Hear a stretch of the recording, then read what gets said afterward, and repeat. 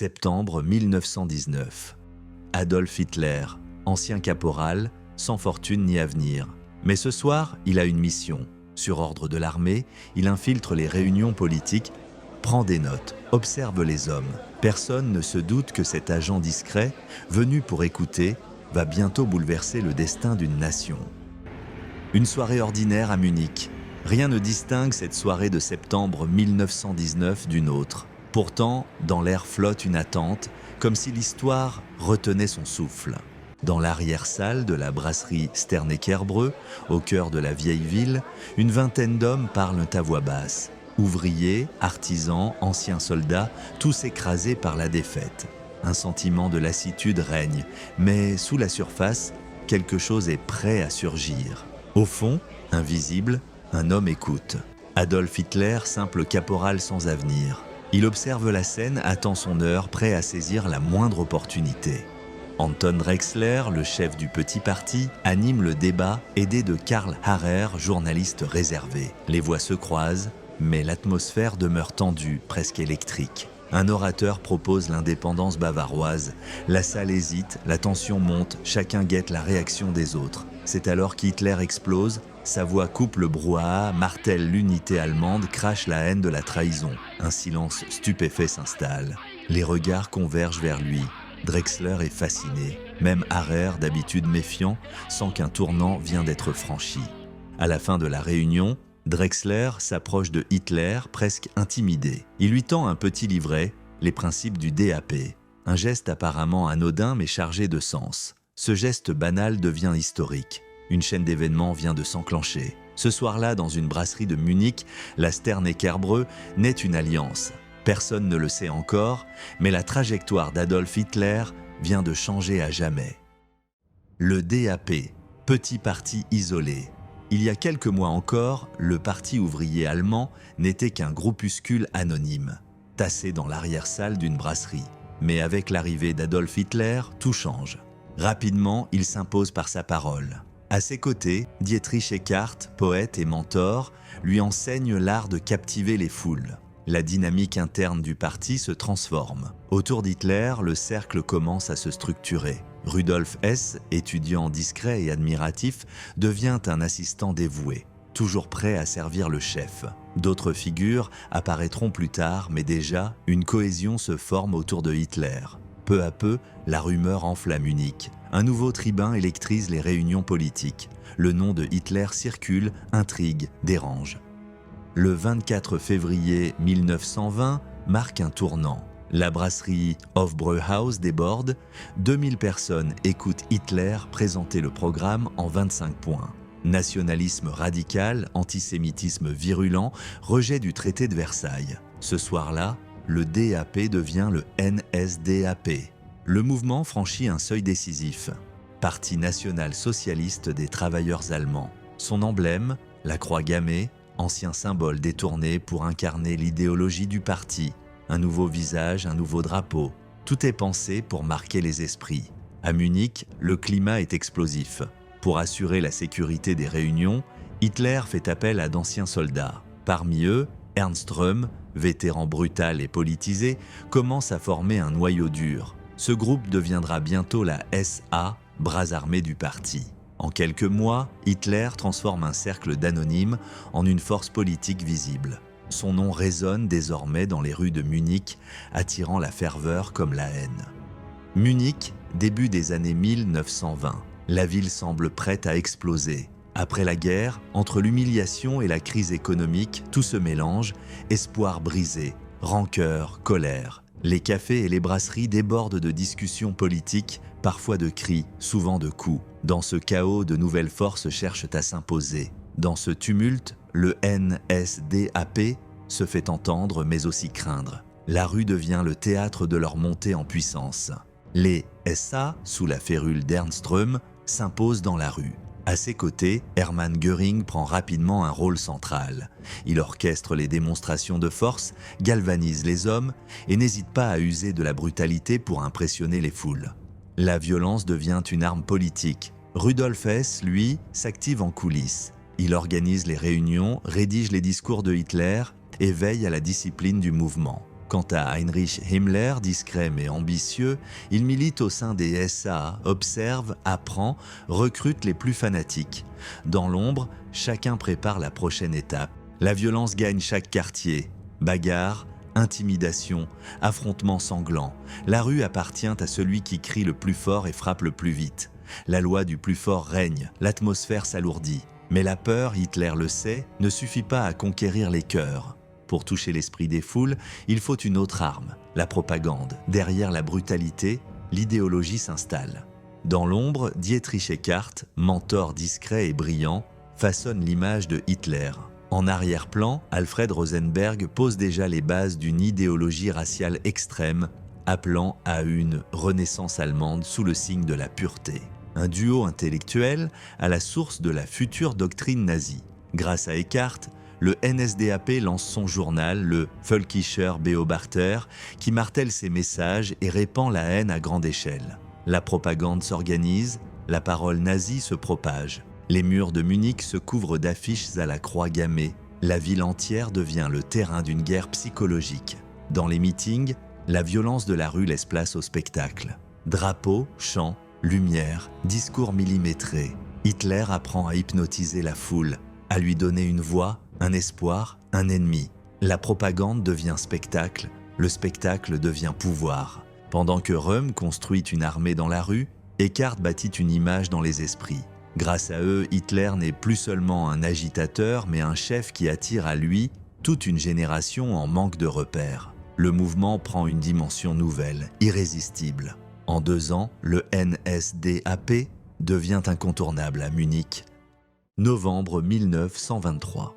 Munich suffoque. L'inflation est devenue folie. Chaque matin, le prix du pain double. Les files d'attente s'allongent, la colère gronde, la ville s'épuise. Le climat est à l'explosion. Dans cette atmosphère d'urgence, Hitler guette sa chance. Il le sent, la République de Weimar vacille, le pouvoir s'effrite. À Munich, le NSDAP se prépare, prêt à forcer le destin. Les dés sont jetés, l'heure approche, mais Hitler n'est pas seul. À ses côtés, une figure prestigieuse vient donner du poids à l'entreprise, le général Erich Ludendorff, héros de la Grande Guerre. Et avec lui le noyau dur du parti, Hermann Göring, chef des SA, Rudolf Hess, bras droit dévoué, Heinrich Himmler, militant zélé, Ernst Röhm, organisateur militaire, la garde rapprochée est prête. Le 8 novembre, la grande brasserie Burger Bräukeller bruise d'attente. Comme chaque année, elle accueille un rassemblement politique de premier plan. Ce soir-là, Gustav von Kahr, commissaire général, prend la parole devant l'élite de la Bavière. À ses côtés, le commandant Lossow et le chef de la police Seisser. Toute la haute société munichoise s'est déplacée, mêlée à des centaines de simples citoyens. Mais derrière les apparences, la tempête gronde. L'atmosphère est officielle mais lourde, presque électrique. Soudain, des hommes armés surgissent. Hitler, en tête, le revolver levé, monte sur une chaise. Derrière lui, Ludendorff, Göring, Röhm, Hess, Himmler et les SA déterminés. Personne ne sort. La révolution nationale est lancée. Un coup de feu explose au plafond. La stupeur glace la salle. Le destin de la Bavière se joue en quelques secondes. Les chefs de la Bavière, pris au piège, se retrouvent face à Hitler, Ludendorff et toute sa garde rapprochée. Tandis que Hitler harangue les chefs bavarois, c'est Alfred Rosenberg qui, quelques heures plus tard, lira publiquement la proclamation du gouvernement révolutionnaire devant la foule massée sur la place. Dans l'ombre, l'incertitude s'installe. Dans le tumulte, certains jurent fidélité par peur, mais la nuit avance, l'hésitation s'installe. À l'extérieur, la police se réorganise. Le rapport de force vacille. À l'aube du 9 novembre, le rêve d'insurrection bascule. Hitler et ses partisans, avec Ludendorff, Göring, Röhm, Hess et Himmler, entament leur marche sur le centre de Munich. Les rues sont calmes, mais tout peut basculer d'un instant à l'autre. Sur la Odeonsplatz, la police fait barrage. Quelques secondes suspendues, puis les tirs claquent, la foule se disloque, 16 nazis et 4 policiers tombent à terre. Göring est blessé, Hitler déséquilibré, tente de s'enfuir, tandis que Ludendorff, droit et inflexible, continue d'avancer, presque seul, dans le chaos. La défaite est brutale, sans appel. La page se tourne dans le sang et la confusion. Hitler se cache dans la ville mais la traque est rapide. 2 jours plus tard, il est arrêté, bras en écharpe, visage défait. On le conduit à la forteresse de Landsberg.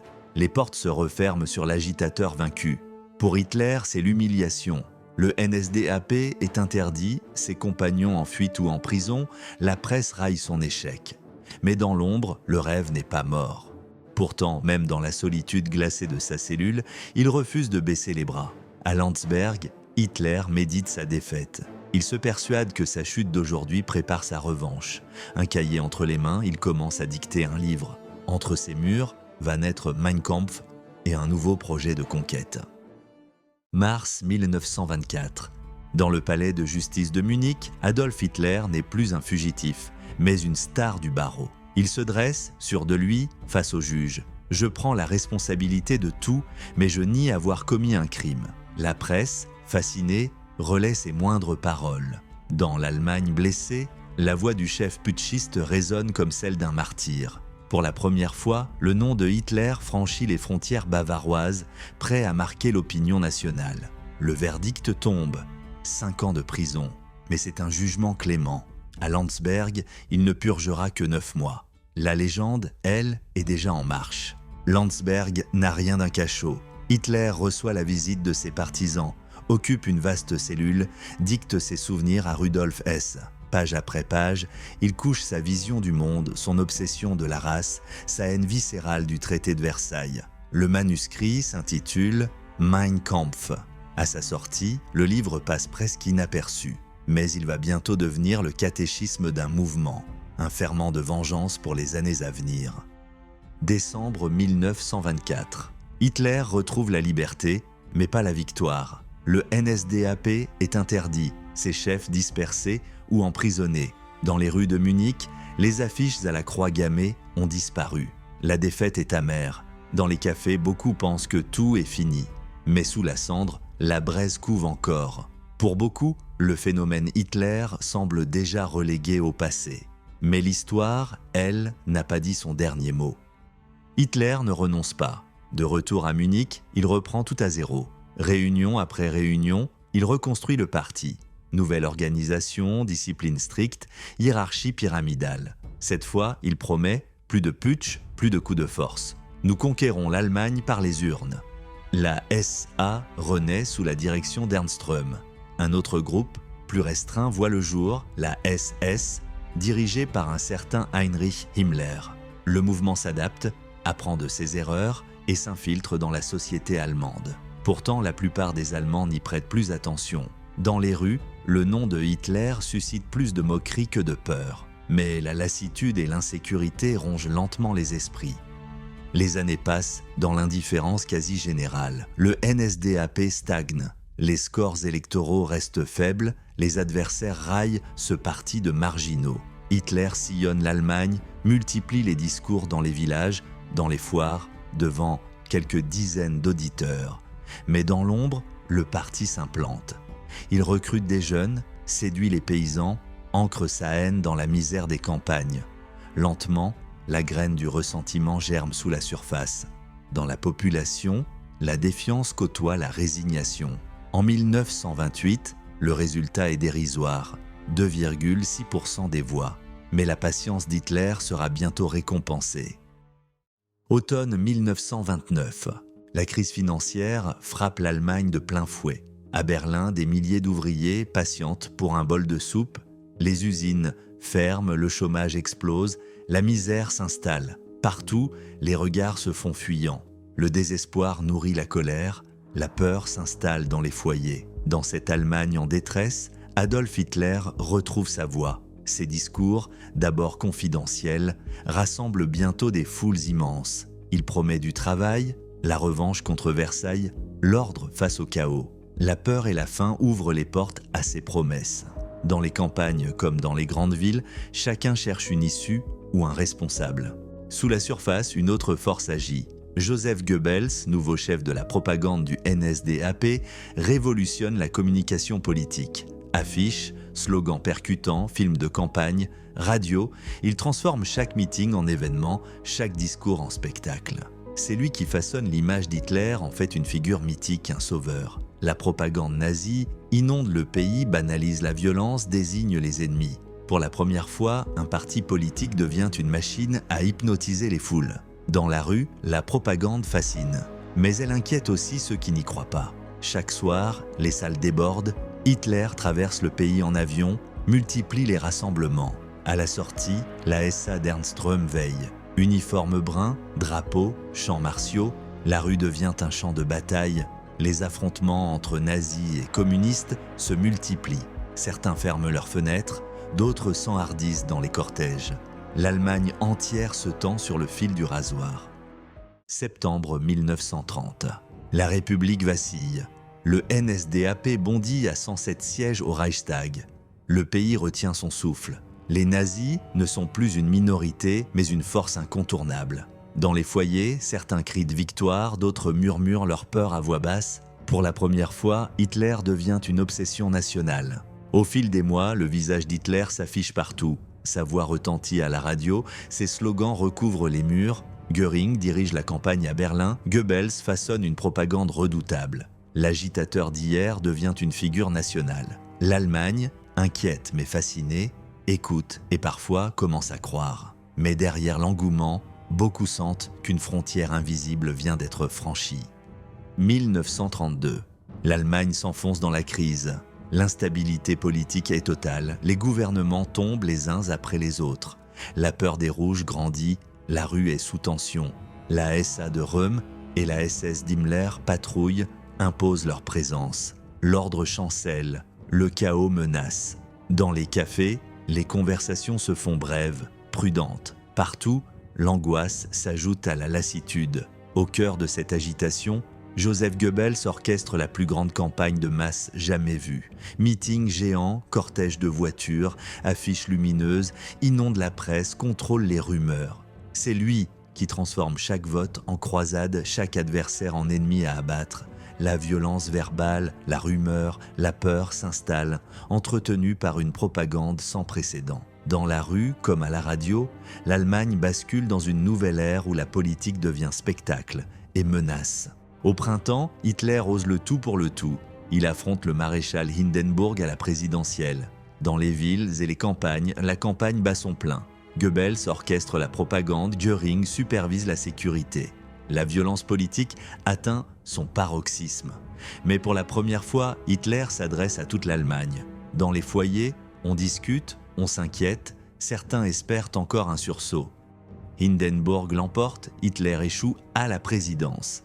Mais son score impressionne, plus de 13 millions de voix. Pour le NSDAP, la défaite a un goût de victoire. Dans les coulisses, Franz von Papen, Kurt von Schleicher et Alfred Hugenberg s'agitent. Hitler devient le recours des élites conservatrices, l'homme à amadouer. Le peuple, lui, comprend qu'un nouveau seuil a été franchi. Sous la pression de la crise et de la peur du communisme, un autre basculement s'opère. Banquiers, industriels, grands propriétaires, généraux. Tous ne partagent pas l'idéologie nazie, mais beaucoup voient en Hitler le moindre mal, le barrage contre la gauche. Au fil des mois, une partie du patronat, des milieux financiers, de l'armée, glisse vers le camp national-socialiste par intérêt ou par calcul. C'est ce ralliement qui, en coulisses, va ouvrir les portes du pouvoir. Dans la société, beaucoup comprennent que les anciens ont choisi de pactiser avec la brutalité. L'été s'étire, les crises ministérielles se succèdent. Les intrigues se multiplient au sommet de l'État. Hitler promet tout pour obtenir la chancellerie. Stabilité, alliance avec les conservateurs, contrôle de la rue. Autour de lui, les tractations s'intensifient. La tension monte. Dans les journaux, les éditoriaux oscillent entre espoir et inquiétude. Un matin d'hiver, la nouvelle tombe. Hitler est nommé chancelier. À Berlin, des milliers de torches illuminent la nuit. Pour les partisans, c'est l'aube d'une ère nouvelle. Pour l'histoire, c'est le début d'un cauchemar. Le pouvoir vient de changer de main, l'avenir de l'Allemagne aussi. Dans les foyers, le choc est immense. Certains laissent éclater leur joie, d'autres se taisent, saisis d'inquiétude. Dès les premiers jours, Hitler impose sa marque. Göring, à la tête de la police prussienne, intensifie la répression. Les opposants sont surveillés, la presse muselée. La SA de Röhm et la SS d'Himmler traquent les ennemis du Reich. Le climat de peur s'installe, la démocratie chancelle. À Berlin, Joseph Goebbels prend les rênes d'un ministère nouveau, celui de la propagande et de l'éducation populaire. Il verrouille les journaux, fait fermer les maisons d'édition, supervise la censure, ordonne les autodafés de livres hostiles.